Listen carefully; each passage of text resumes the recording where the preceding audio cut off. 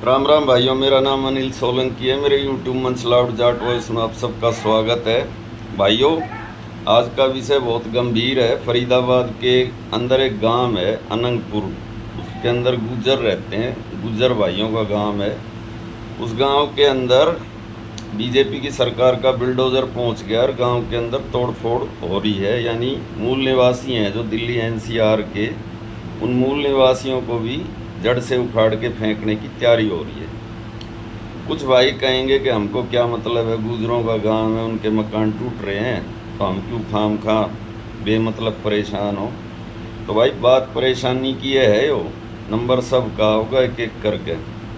अभी दिल्ली के अंदर रेखा गुप्ता की सरकार ने 5-4 महीने हुए हैं बनी ने अपने लिए 2 बंगले इकट्ठे करके और उसमें 25 एसी लगवा रही है और ओरजन के लगवा रही है। मतलब 60-70 लाख का खर्चा करके अपना राजमहल तैयार करने लग रही है। और दिल्ली में झुग्गीवाड़ा पे रोज़ बिल्डोज़र चल रहा है। तो जब झुग्गीवाड़ा पे बिल्डोज़र चल रहा था तो लोग बड़े खुश हो रहे थे कि सारी गंदगी साफ हो रही है दिल्ली में। थे ये वो बिल्डोज़र कच्ची कॉलोनियाँ में भी आ लिया।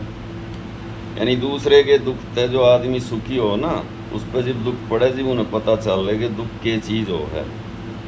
दिल्ली में इनका मकसद यो है कि इन झुग्गी झोंपड़ियाँ ने, कच्ची कॉलोनियाँ ने उजाड़ दो। केजरीवाल आगे कदे जीतते ना पाओगे, क्योंकि केजरीवाल ने गरीब आदमी वोट दिए करते। ये बात करते हैं फरीदाबाद के अनंगपुर गांव की। कोई कहे यो गांव 500 साल पुराना है, कोई नु कहे अनंगपाल तोमर का बसाया उड़ गांव है। अगर अनंगपाल तोमर का बसाया उड़ गांव है तो फिर तो 1200-1300 साल पुराना होना चाहिए। तो 1200-1300 साल पुराने गांव में बिल्डोजर आ सके है तो फिर कौन सुरक्षित है, अंदाज़ा आप खुद लगा लो। अच्छा, इसमें के बात कही जा रही है, क्यों तोड़ा जा रहा है? बोला सुप्रीम कोर्ट का ऑर्डर है। यो गांव अरावली पर्वत श्रृंखला पर बसा उड़ है, यानी पहाड़ी पे।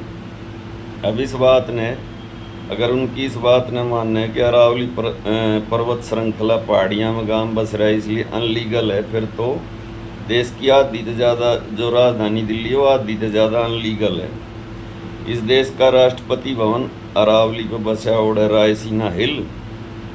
इस देश के अंदर दिल्ली के अंदर आनंद पर्वत हो, पहाड़ी धीरज हो, ये सारे इलाके अरावली पर्वत श्रृंखला के ऊपर बसे उड़ हैं। बड़ी बड़ी पोस्ट कॉलोनी, ये हौज खास हो, RK पुरम हो या वसंत कुंज हो, सारी पहाड़ी पे बसी ओढ़ हैं। और बड़ी बड़ी यूनिवर्सिटी, चाहे JNU हो, IGNOU हो या DU का साउथ कैंपस हो, पूरा पहाड़ी पे बसा ओढ़ है। इस हिसाब से तो सारी दिल्ली टूटनी चाहिए। और सुप्रीम कोर्ट जो बात कह रहा है, सुप्रीम कोर्ट खुद यमुना के डूब क्षेत्र में बसा ओढ़ है। सरकार ने खुद कितने कानून तोड़ रखे हैं। यमुना के डूब क्षेत्र के अंदर विधानसभा का सचिवालय बना, विधानसभा और सचिवालय बना और दिल्ली सरकार का। दिल्ली का बस अड्डा डूब क्षेत्र में, अक्षरधाम मंदिर डूब क्षेत्र में, इसके अलावा यमुना बैंक मेट्रो स्टेशन डूब क्षेत्र में, ये चिड़ियाघर डूब क्षेत्र में। और ये सारे नेताओं की जो समाधियाँ, राजघाट वगैरह, ये सब यमुना के डूब क्षेत्र में बनी हुई है। यमुना के डूब क्षेत्र में एक ईंट लगाना भी अनलीगल है, लेकिन सरकार ने खुद सारे काम अनलीगल कर रखे हैं। अच्छा, फिर रही बात सुप्रीम कोर्ट के ऑर्डर को इम्प्लीमेंट करने की, तो इससे सुप्रीम कोर्ट के कम से कम 10 डिसीजन मैं जानूँ जो मोदी सरकार ने आने के बाद में बदले हैं। एक मामला था जिसके अंदर मुख्य चुनाव आयुक्त की नियुक्ति का मामला था। उसमें सुप्रीम कोर्ट ने ये ऑर्डर दिया था कि इसमें प्रधानमंत्री, नेता विपक्ष और एक सुप्रीम कोर्ट का जज होगा। तो मोदी सरकार ने संसद में कानून बनाकर उसमें से सुप्रीम कोर्ट का जज हटा के अपना एक मंत्री और उसमें लगा दिया। इसी प्रकार एक डिसीजन दिल्ली सरकार को लेकर भी दिया था कि दिल्ली सरकार ही दिल्ली के अंदर ट्रांसफ़र पोस्टिंग यानी सर्विसेज का अधिकार दिल्ली सरकार को होगा। वो डिसीजन भी संसद के अंदर बदल दिया था। तो ये तो बहुत छोटी बात थी, ट्रांसफ़र पोस्टिंग और चुनाव आयुक्त की नियुक्ति। यहाँ तो बहुत बड़ी बात है, मूल निवासियों के सर से छत छीनी जा रही है। इससे फरीदाबाद में आज से 1.5-2 साल पहले एक कॉलोनी यो बात कह के उजाड़ी गई थी कि यो वन क्षेत्र में बसी ओढ़ है, यानी फॉरेस्ट की ज़मीन में। तो वे तो गरीब लोग थे, उजाड़ दिए, रोते बिलखते चले गए। इन्हों कहेगा गरीब ने तो कोई भी मार के घेर दे। पर ईब तो उन लोगों पे बात आ रही है ना जिनकी ज़मीन पे सारी दिल्ली रही सारा एनसीआर बस रहा। अगर वे उजड़ गए तो बचेगा कि फिर तो कोई भी सुरक्षित ना है, किससे का भी नंबर आ सके। और दिल्ली में जो लोग न्यूराजी हो रहे थे कि झुग्गी हट रही है, सफाई हो रही है, कच्ची कॉलोनिया में बिल्डोजर आने लग गया, और फिर दिल्ली के गाँव में भी आओगा से नंबर सबका होगा, एक एक करके सारे शिकार बनोगे। तो भाई बात यह है कुल मिला के कि दिल्ली के मूल निवासी जो 1500, 2000, 5000 साल से इस क्षेत्र में बस रहे हैं, इनके बड़े बूढ़े ने बड़े दुख बड़ी विपदा झेल ली है। यहाँ पर सबसे ज़्यादा विदेशी हमलावर आए करते, सबसे ज़्यादा टैक्स यहाँ के लोगों से वसूलते थे, जो भी यहाँ के शासक होते थे दिल्ली एनसीआर के। तो इतना सब झेल के उन्होंने यहाँ पे वो बसे, ये गांव बसाए रही। जो सरकार जो अपने को लोकतंत्र कहती, लोकतांत्रिक सरकार हिंदुओं की सरकार कहती है, उसके राज में उनके घरों से छत छीनी जा रही है। और मज़े की बात, बीजेपी की सरकार केंद्र में भी राज्य में भी डबल इंजन की।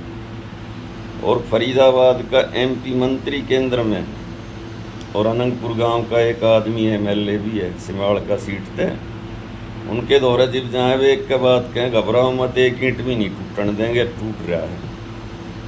तो ये सब मजा लो जो हिंदुत्व की सरकार बना के फूले घूम रहे थे कि देश में हिंदू राष्ट्र बन गया, सबका नंबर आ रहा है। धीरे धीरे सबने इस हिंदू राष्ट्र की सच्चाई भी पता चल रही है। पर फिलहाल राजनीतिक बात ना कह के एक का बात कहूँगा कि सेव अनंतपुर के गुज्जर भाइयों का साथ दो, एकता दिखाओ, अपनी ज़्यादा संख्या में वहाँ पहुँचो उनके लिए। जब ये सरकार भी झुकेगी, जब ये सुप्रीम कोर्ट भी झुकेगा।